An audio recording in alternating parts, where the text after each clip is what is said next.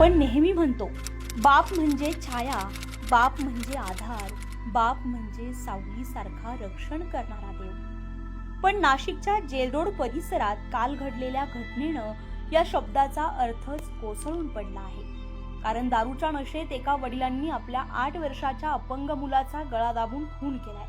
होय, बापानेच. ज्या हातांनी त्या चिमुकल्याला त्यांनी धरून चालायला शिकवलं असतं, त्या हातांनीच त्याचा श्वास थांबवला.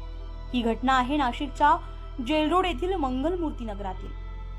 काल दुपारी 2:15च्या सुमारास घरात कुणीही नसताना सुमित भारत पुजारी या व्यक्तीनं आपल्या जन्मापासून अपंग असलेला मुलगा गणेश सुमित पुजारी याचा गळा दाबून खून केलाय. गणेश एक चिमुकला जीव, जो चालू शकत नव्हता, बोलू शकत नव्हता, पण निशब्द डोळ्यांतून प्रेम व्यक्त करत होता. मात्र घरात कोणीही नसताना आपल्या 8 वर्षाच्या अपंग मुलाचा गळा दाबून जीव घेतला आणि इतक्यावरच न थांबता मृतदेह एका गोणीत टाकून तो आम्रपाली झोपडपट्टीतील सासूरवाडीत नेऊन फेकून दिला. सुमित आणि त्याच्या पत्नीमध्ये वारंवार वाद होत असल्याची माहिती नातेवाईकांनी दिली असून त्याचे दारूचे व्यसन हे कायमच वादाचं कारण असल्याचं समजतंय. मृत गणेश हा जन्मापासूनच अपंग होता. तो चालू शकत नव्हता, बोलू शकत नव्हता, पण तरीही त्याच्या डोळ्यात सतत एक चमक होती, जिचं नाव होतं विश्वास. आणि हा तोच विश्वास जो होता त्याच्या आई बापांवर, घरावर आणि आयुष्यावर. पण त्या विश्वासाचाच काल अक्षरशः गळा दाबला गेला. घटनास्थळी सहाय्यक पोलीस आयुक्त डॉक्टर सचिन बारी आणि गुन्हे शोध पथक तात्काळ दाखल झाले. तपास सुरू आहे. आरोपी सुमित पुजारीला अटक करण्यात आली असून त्याच्यावर कलम 302 अंतर्गत गुन्हा दाखल करण्यात आलाय. पण प्रश्न एवढ्यानंच संपत नाही. एका पित्यानं आपल्या रक्ताचाच खून केला. हे ऐकून सर्वांचंच मन सुन्न झालं.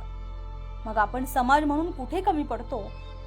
दारूचा विळखा किती घरं उद्ध्वस्त करतो, याचं हे आणखी एक ताजं उदाहरण आहे. गणेशचं आयुष्य फारसं मोठं नव्हतं, पण त्याचा अंत फार मोठा प्रश्न मागे ठेवून गेला आहे. आई बापाचं छत्र म्हणजे मायेची सावली असावी, पण इथे सावलीच विषारी झाली. दारूच्या नशेत झिंगलेलं बापाचं भान एका अपंग मुलाचा श्वास घेऊन गेला. घरातलं रडणं बाहेर निघालं आणि आज संपूर्ण परिसर हळहळतो आहे. पोलीस तपास करत आहेत.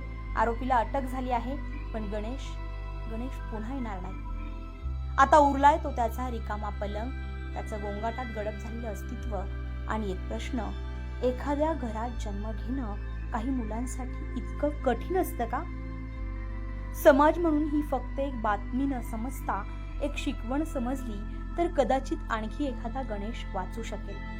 कारण हा गणेश तर गेला, पण त्याचा श्वास थांबवणाऱ्या हातांना शिक्षा व्हावी आणि माणुसकीला जाग यावी, आता एवढीच अपेक्षा.